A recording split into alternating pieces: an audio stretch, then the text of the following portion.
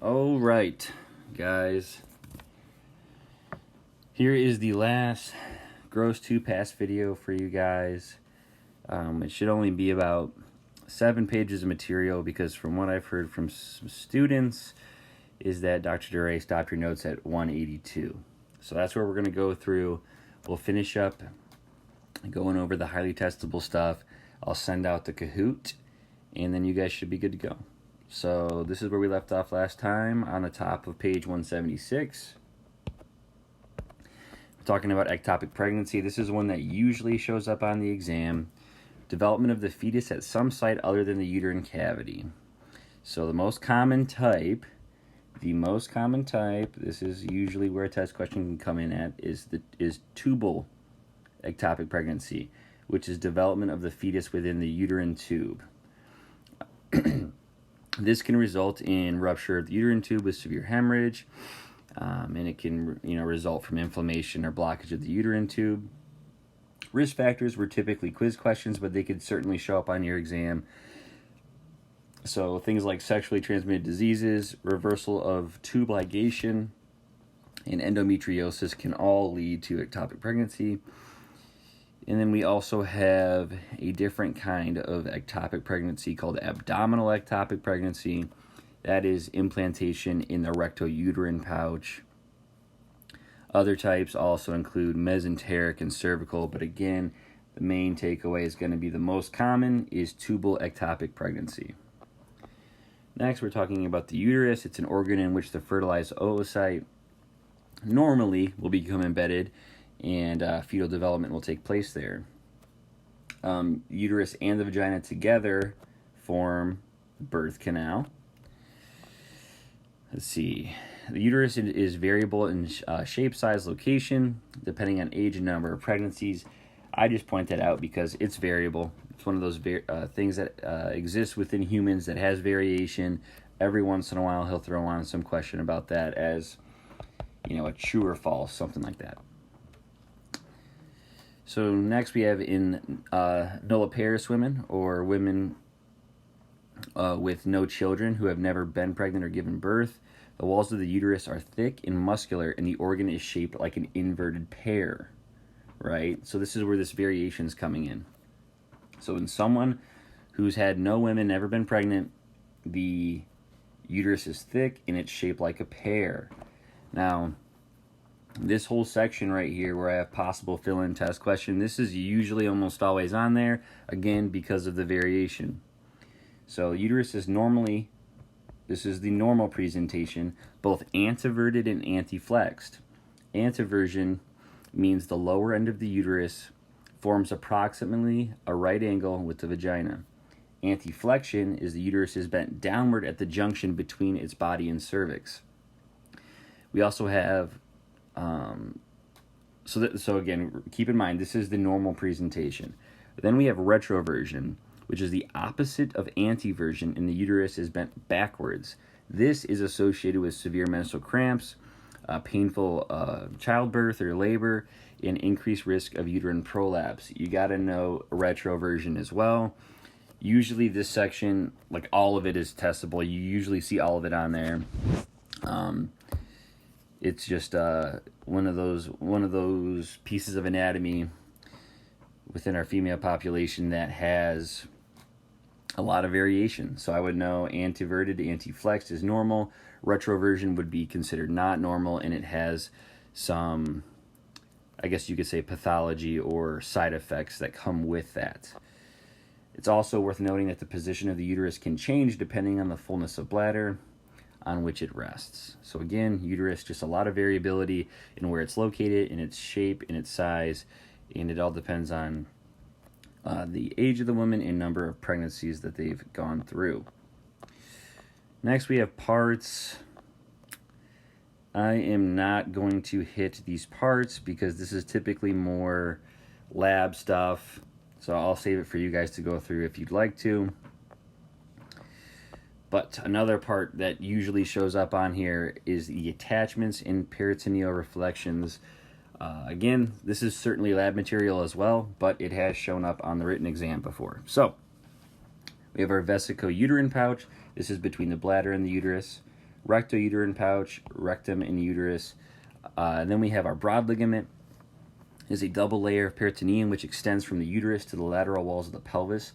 It encloses the uterine tubes and consists of 3 parts. So our broad ligament, it's the third one listed, and it has 3 parts. We have our mesosalpinx, the part between the uterine tube and the mesovarium. We have our mesovarium. It extends posteriorly to attach the ovary and the ligament of the ovary. And then our mesometrium, which is just the part below the mesovarium. You then have a round ligament, and our round ligament attaches to the uterus below and anterior to the entrance of the uterine tubes. It passes through the inguinal canal and terminates at the labia majora. So these attachments and peritoneal reflections are the ones that most commonly show up on your exam. The last 3 tend not to. It is important to note that these things that he had written, or at least in my class he had written, have shown up before. So both the round ligament and ligament of ovary are remnants of the gubernaculum of the ovary. Again, that's just a little bit of embryo. We know Dr. Dre likes embryo. Could definitely show up. Next, he added this as like some weird fact, but it has shown up as a fill-in before.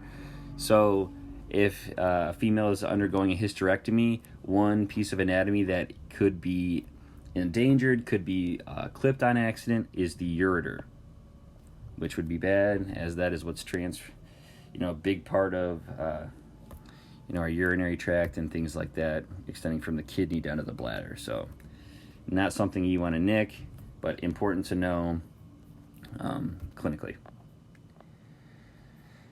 So next, structure's not super important, blood supply not super important, but we'll hit lymphatics quick.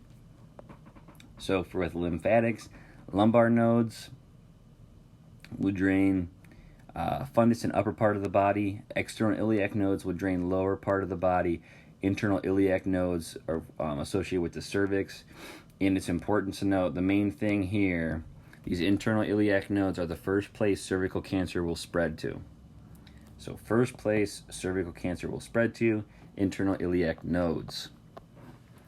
All right, now onto the vagina. It has 3 functions. First, female organ of copulation. It is the lower portion of the birth canal. Excretory duct for the products of menstruation. The vaginal cavity communicates with the cervical canal above through the external os, and the vestibule below through the vaginal orifice. Next, we have just what I consider to be a weird question, but it's shown up as a test question before. So the fornix is the recess between the cervix and the walls of the vagina. It is divided into a couple different parts here. We've had to, know these parts in the past, so I'm just going to point them out here. You have an anterior fornix, 2 lateral fornices, and then a posterior fornix.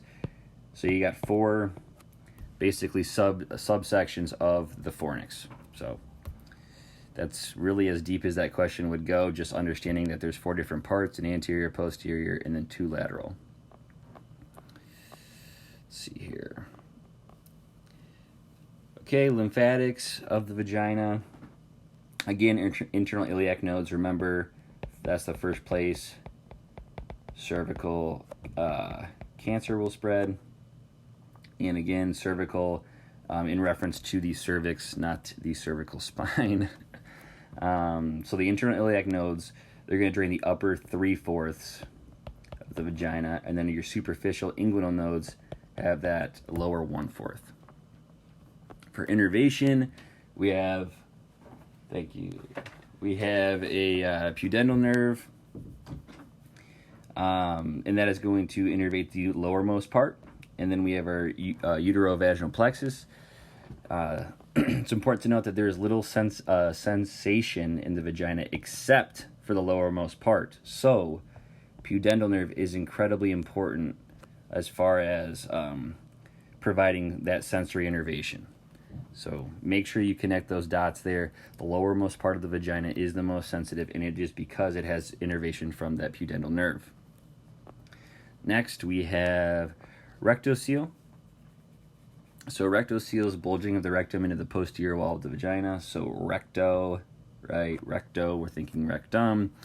That's when the rectum is, again, bulging into the posterior wall of the vagina, and it can cause difficulty in defecation.